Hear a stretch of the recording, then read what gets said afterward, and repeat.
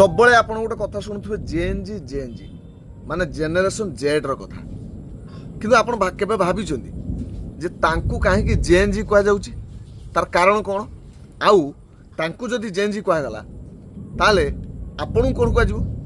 आपनकर बापा कौन कह आपनकर जेजेबापा समय कौन कह जेजेबापा बापा समय कौन कह सबू अच्छी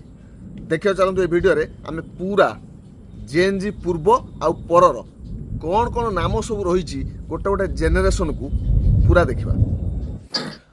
देखो जेनेरेशन रो कनसेप्टटा पूरा पूरी हूँ वेस्टर्न कल्चर आसी ताने अमेरिकार राइटर माने लेखक माने ये सब ये सब ना गुड़िक देते ये गुड़िक अलग गोटे भिडियो जनइबा आपको किए कौ ना देती तेज प्रथम जेनेरेशन आम देखा द ग्रेटेस्ट जेनेरेशन कहुए कहीं कहुए 1901 रु 1927 भितर या जन्म एमाने पाखापाखि युद्ध समय सेकेंड वर्ल्ड वार चलता समय युद्ध समय जन्म होते आने खूब परिश्रमी थे 2 नंबर देखा द साइलेंट जेनेरेशन कहुए कहीं 1928 रु 1945 भितर एम जन्म ये आम भारतर स्वाधीनतार जस्ट पूर्वर एम जन्म भारत पर लड़ुले किंतु निज भितर शांत सरल परिवार प्रति समर्पित थे 3 नंबर आसुची बेबी बूमर्स माने 1946 रु 1964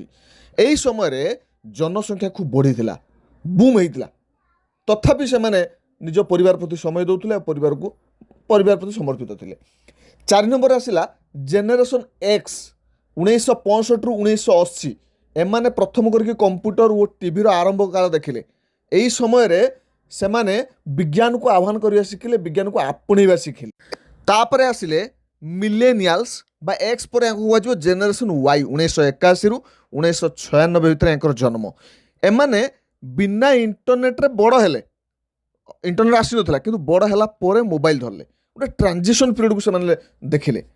एमाने धीरे धीरे आधुनिकता को प्रश्रय देले आ धीरे धीरे आधुनिक हेले नंबर 6 रे जाको आमे बर्तमान बहु प्रचलित और पॉपुलर जेन जी माने जेनेरेशन जेड वाई पर जेड 1997 रु 2012 मसीह जन्म एमाने जन्मरू हाथ स्मार्टफोन नहीं जन्म हेले रील्स शॉर्ट्स इत्यादि देखिले कहले आमे आउ का मानबू ना आमे स्वतंत्र स्वाधीन तापर आसिले लास्ट रे जेन अल्फा 2013 रु 2024 भितर जन्म एआई जुगर पिला ये भाविले सबुठू आमे हूँ मॉडर्न आमे जहाँ बुझीचु ठीक अन्य माने जहाँ कहते भूल तेबे ए भितरु आपण कौ जेनेरेशन ले जनातु वीडियोटी भल लगी लाइक करेंगे ता सहित आपण केउ जेनेरेशन ले जाउछंदी कमेंट रे जणाइबे।